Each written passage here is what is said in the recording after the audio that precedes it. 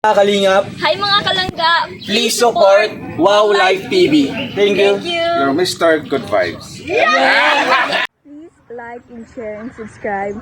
Wow Live.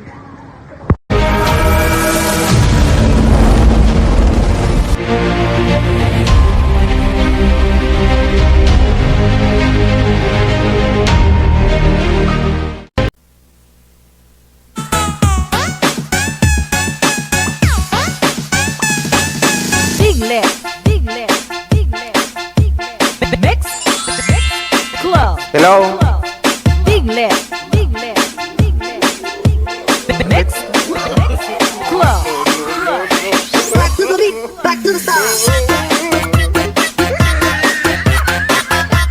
So, shout out sa lahat guys, no? Magandang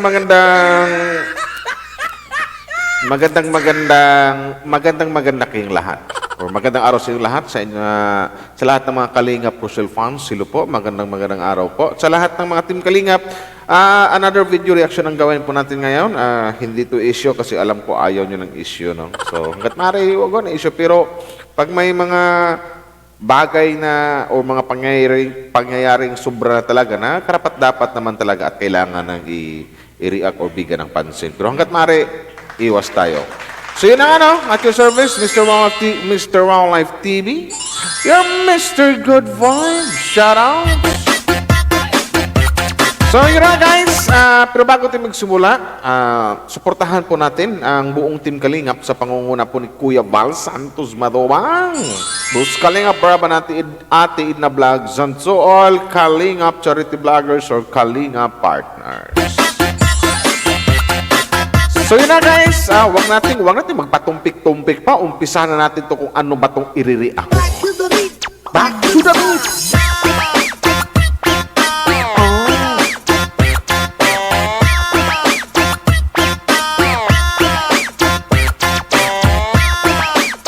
Diba? So ito guys, itong i-react natin guys, dito natin makikita kung gaano kalaki yung transformation, kumbaga kung yung pinagbago ng bahay ng isang Erika, ng pamilya ni Erika na doon sa luma at ngayon na kung mapanood nyo yung mga upload ni Rowell sa video niya sa kanyang beneficiary sa pamilya ni Erika na masasabi natin, wow, ang laki ng pinagbago, gumanda ang bahay ng pamilya ni Erika. So, di ba? So, palakpakan natin Dodong Rowell. Ano talaga? So, dito na guys, ito yung isa sa mga upload ni Dodong Rowell na bahay ni Erika may mga kagamitan na sana. Oh. DJ Jonas Sagayno Remix.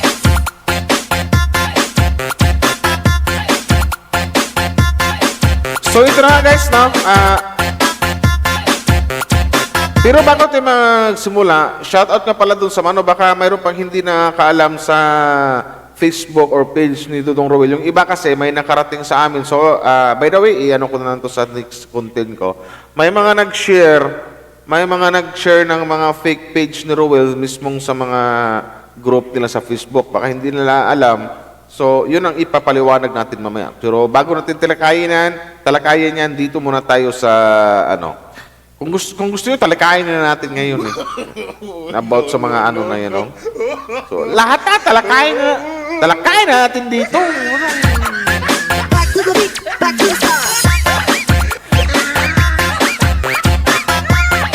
So, yun na guys, no, unang-una, doon sa, ito, banggitin ko lang din sa inyo about doon sa nilapit sa akin or sa ROR sa aming lahat, yung nilapit sa amin ng Trusa. So, yun na nga, ang may paliwanag ko lang doon, alam ko naman na no need na rin siguro i-content yun kasi unang-una doon sa hindi natin kilala. Buti kung kilala natin yung mukha, kilala natin yung buong pagkatao, hindi naman.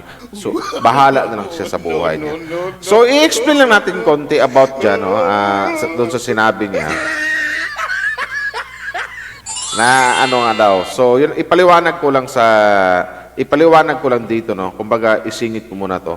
About na nga doon sa sinabi niya na yung truth sa family talaga, hindi ko na isa-isahin yung 8 titas or 8 mami sa trusa.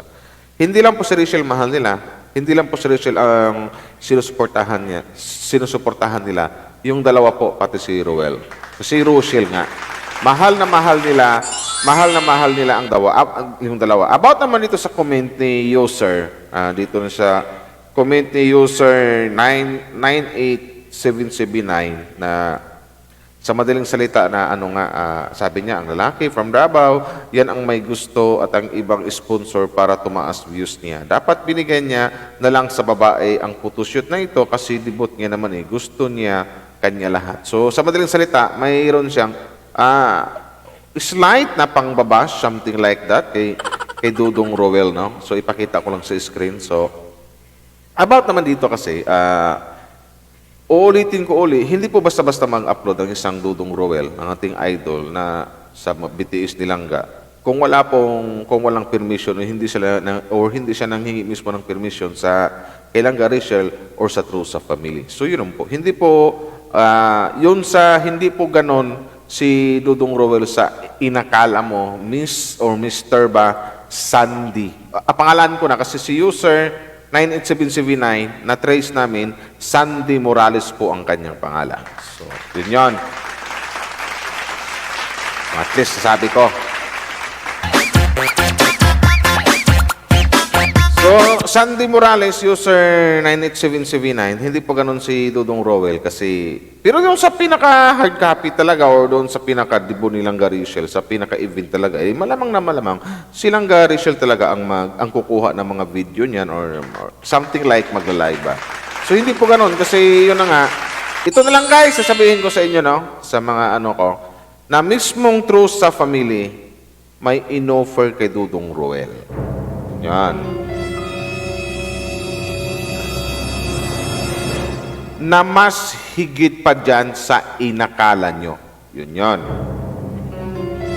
Pero, sa sobrang bait ng ating Dudong Roel, sa sobrang bait ng bata, tinanggihan niya ito. Hindi ko na lang sasabihin sa inyo kung ano, pero may offer ang True sa kay Dudong Roel, pero tinanggihan ng bata. So doon pa lang, lalong napabilib ang True sa Family kay Dudong Roel. Napaiyak sila sa ugali ni Dudong Roel na sobrang bait daw talaga ng isang Roel of Malalag. Yon. Tsaka, to be clear lang din, about sa comment na to, uulitin ko, hindi po mag-ano si Dudong niyan. Tsaka, ano bang mayroon kung si Dudong Roel ang mag-ano? Si Dudong Roel yung laging kasama ng kanyang Langga Rachel, di ba? Doon sa BTS na yun. Di ba? Malamang si Dudong mag-upload. Pero bago ma-upload yan, nangingin mo siya ng permisyo or sa True sa Family, lalong-lalo kay Langga Rachel. So yun. Pero yung pinaka-live na, malamang sa mismong debut, sa mismong event doon sa birthday ni Langga Rachel, malamang si Langga Rachel din, di ba? Ganun lang yun. Inuulit ko para malinaw sa lahat na may offer ng True sa Family kay Dudong Roel, pero hindi ito tinanggap ng isang Dudong Roel. Yun na nga. Na higit pa sa inakala nyo kung ano man yung nasa isip nyo. Yun.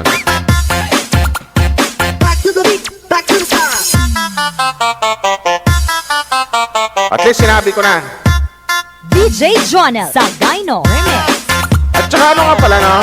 About dun sa mga pages, shoutout sa lahat ng mga fans, hindi lang ako magbanggit ng name, sa mga fans na gumagawa ng mga pages sa Facebook, something like that na, hindi lang ako magbanggit ng mga pages nila.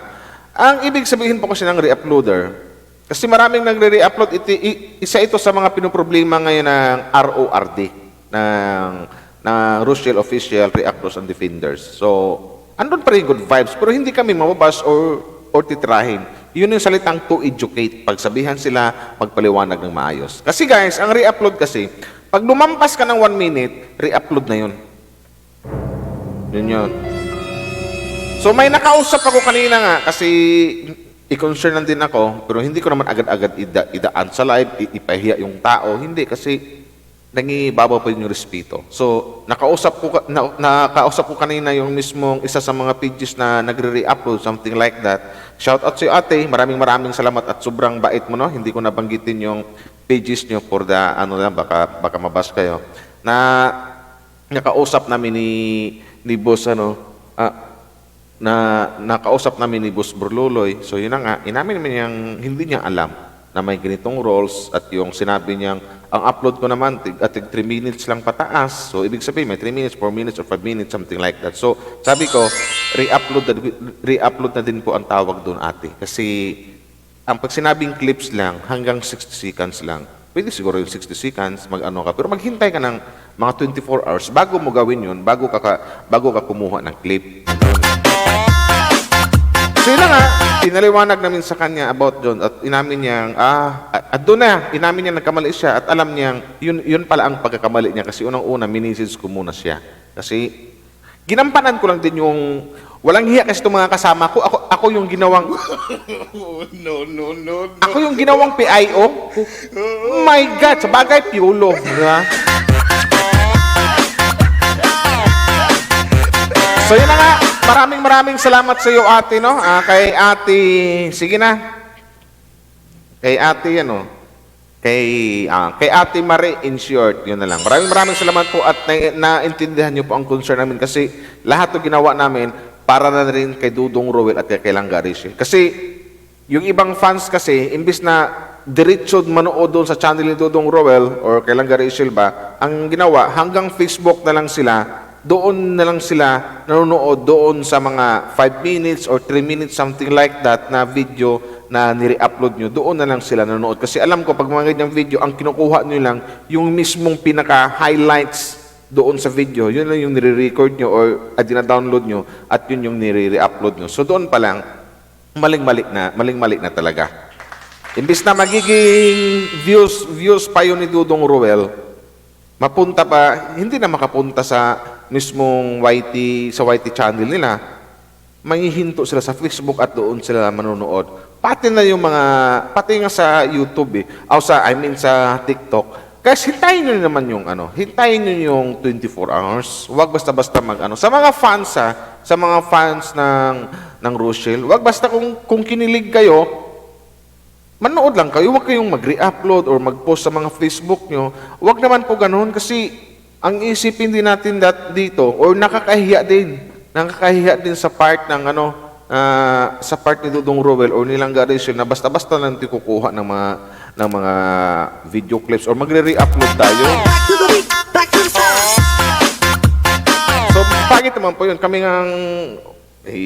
ang bukod tangi magagawa lang niya sa YouTube, yung mismong reactor lang. Kasi yung mga reactor, gaya ng ginagawa ko, video, panoorin, tapos magbigay ng reaksyon, ganun. So sana po kasi ang problema namin dito, hindi lang yung mga outsider, pati yung mga ibang fans na rin ng Rochelle na nagre-re-upload na rin. Wag naman po. Ang dapat natin pakiusapan yung ibang tao o yung tagalabas na sana, wag nyo awayin talaga. Napagsabi na sana po, wag nyo pong gawin ito na magre-re-upload po kayo na yung iba buong video kinukuha, yung iba tig 5 minutes or 10 minutes, something like that. Wag naman po. Kasi re-upload na po tawag doon. Mahiya naman po tayo.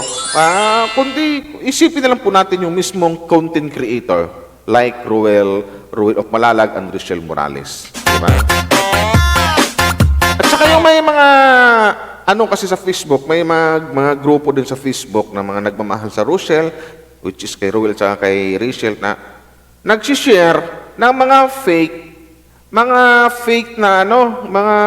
fake pages ni Roel of Malalag na nagtaka kami, pati si Dudong Roel nagtaka. Bakit nag-share to sa grupo nila na hindi ko naman page yan? Loko-loko.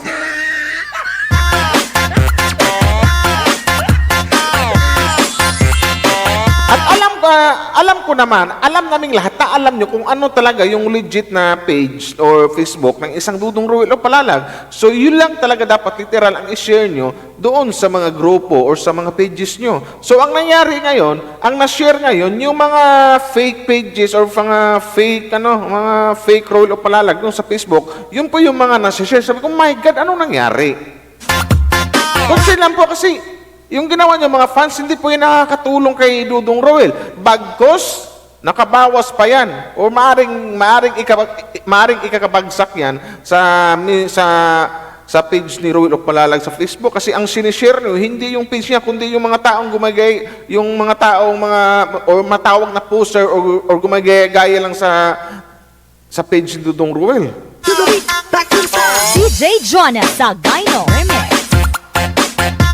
Yun lang po ang pakiusap ko na sa mga admin, kasi karamihan, siyempre mag-share kang karamihan, mga admin ng mga, hindi ako ulit magbanggit ng mga name, no, ng mga pangalan sa, ng mga pangalan sa mga GC or mga admin, hindi pa kasi, respeto po ang ang ating unahin palagi kasi, unang-una, mga fans din sila ni Dudong Roel at kanilang Rachel. So ang mali lang dito, parang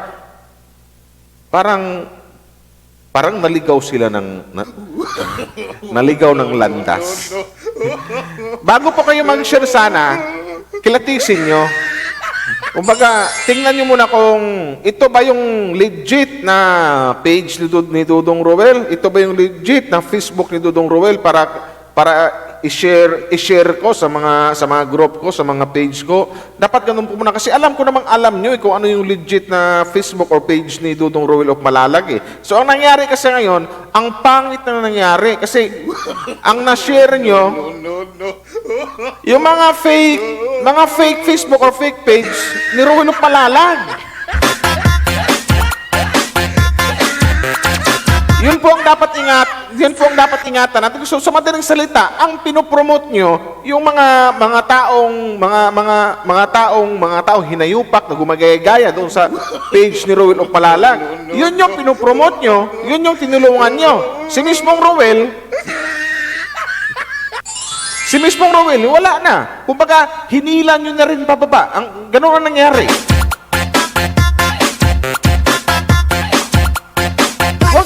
Huwag naman po sanang ganun. Kumbaga nakakainis na, nakakatuwa, nakaka-bad trip, na mapaano na lang ako eh. Kumbaga maisip na lang ako, o mapailing na lang ako, o matatawa na lang ako, bakit yan yung ginawa nila?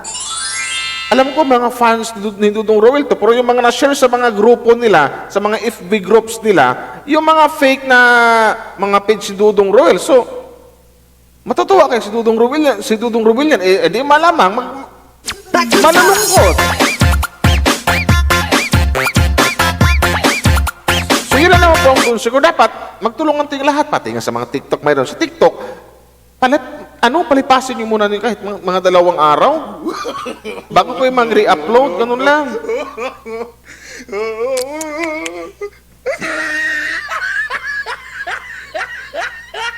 Kayo.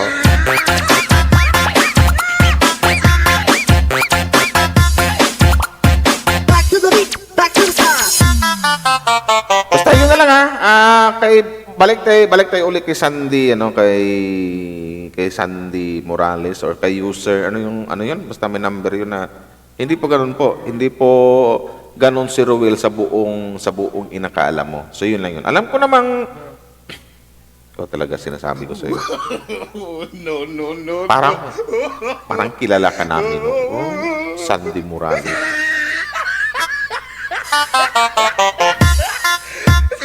DJ Jonah Sagayno Remix.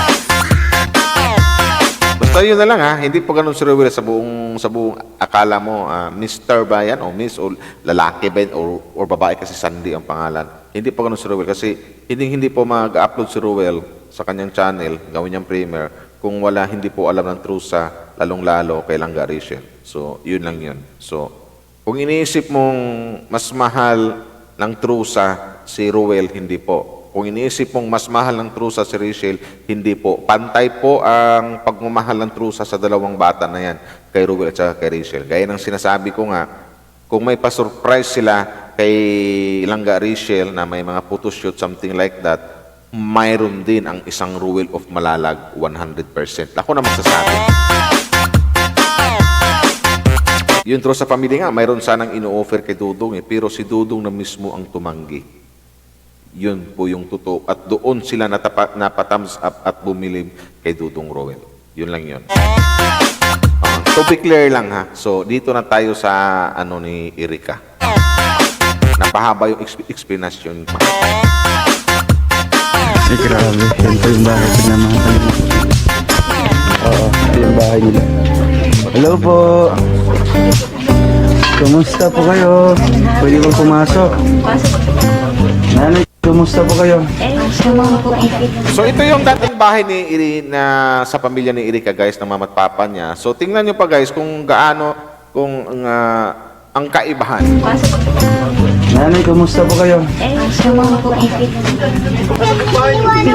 Hello po mga kalingap, no? So ngayon po, andito na po tayo sa loob po ng bahay nila Erika. So ito yung kanilang simpleng bahay po dito mga kalingap. Simentado po siya pero yung bubong po dito ay sirang-sira na po mga kalingap. Yung dingding po, tingnan niyo po dito.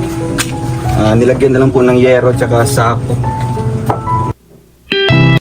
Yun yung dating bahay nila ni Erika.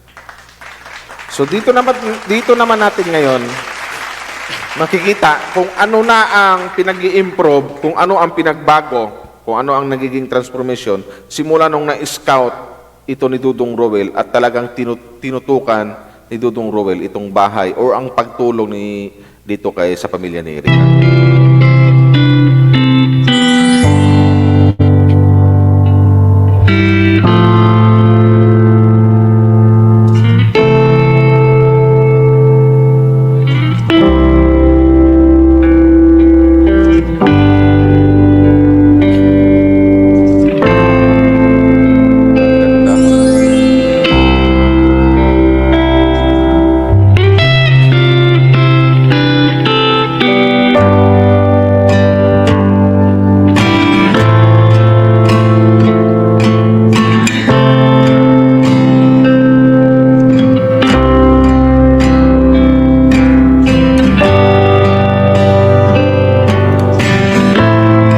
O di ba guys, ang laki ng pinagkaiba. Congratulations sa pamilya ni Erika at saludo kami sa iyo Dudong Roel of Malalag and Richelle Morales. Di ba? Galing na pinagbago. Diba? Kasi ang ano kasi guys, ang kusina naka-tiles na, sahig, maganda, may mga bagong pintura, bago lahat, may finishing na, tapos nilagyan pa ng mga gamit ni Dudong Roel at saka alam ko, kahapon yata, yesterday in English, binilhan niya na may misa na, appliances, something like that. So, congratulations sa family ni Erika.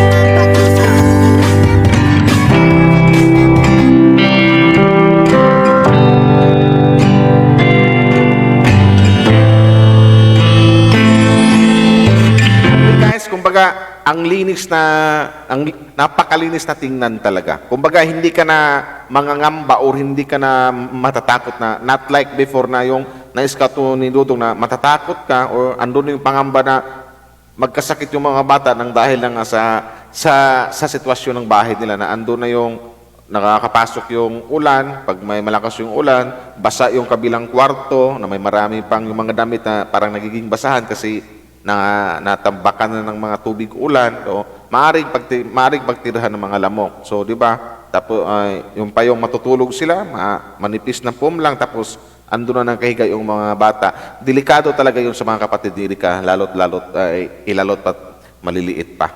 So, ngayon, napanood natin dito na talagang ang laki ng transformation at ang ganda ng bahay ni Erika. At alam ko, binilhan ni Dudong ng mga katrito, tulugan, maganda na yung sahig, may upuan na, hindi lang sila sa sahig nakakaupo, may appliances na, may TV na, may electric pa na. So, congratulations, Erika. And Dudong Roel, ikaw na talaga. Ang galing mo! Yan.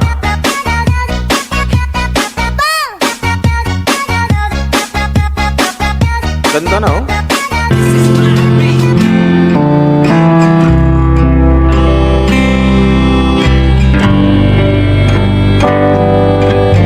Ang ganda pa ng pintuan nila. Wow, ganda ng misa. Sana all.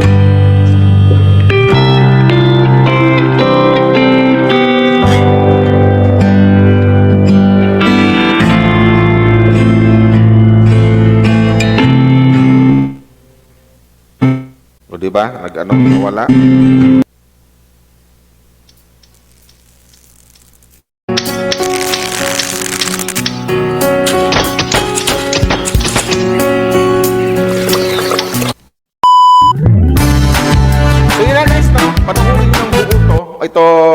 sa mga isa sa mga beneficiary ni Dudong Rowel sa upload niya, panoorin yung buo to sa channel ni Dudong ni Rowel of Malalag na makita niyo po sa description ko sa video na ito. So, doon niyo po maano yan. So, maraming salamat po and congratulations sa pamilya ni Erika. Ang ganda, sobrang ganda ng bahay niyo talaga. Tapos malinis na po siya tingnan at wala nang pangamba na maari kayong magkasakit ng dahil sa hindi pa naayos. So ngayon, maayos na, malinis na tingnan. Kumbaga, wow, ang sarap tumambay dyan. So parang ganon. So maraming salamat po. Thank you very much. Wow Life TV, your Mr. Good Vibes. Sana all. So yun lang po yung sa mga nasabi ko sa mga kumbaga marami akong nanonood dito sa reaction na to. Tatlong doon sa mga nag-share ng mga fake pages ni Dudong Rowel, doon sa mga re-uploader at doon sa isang hindi ko alam kung matawag na constructive criticism yun. Pwede. Matawag na constructive criticism by Sandy Morales. Yun. Inulit ko lang, boss or ma'am Sandy Morales, hindi po ganon si Rowel doon sa inakala mo. Hindi po ganon. Kasi mabait na bata yan. Sobrang napakabait na bata. Yun lang yung masasabi ko. At mapagmahal. Alam ko naman na maka-Rachel ka, pero sana, kung alam ko maka-Rachel ka, kung mahal mo talaga si Rachel, mahalin mo din si Dudong Rowel kasi alam mo na mahal ni Rachel ang isang Rowel of Malalag. Iyon lang. Bye-bye guys! Hanggang dito na lang. Shoutout ko sa lahat.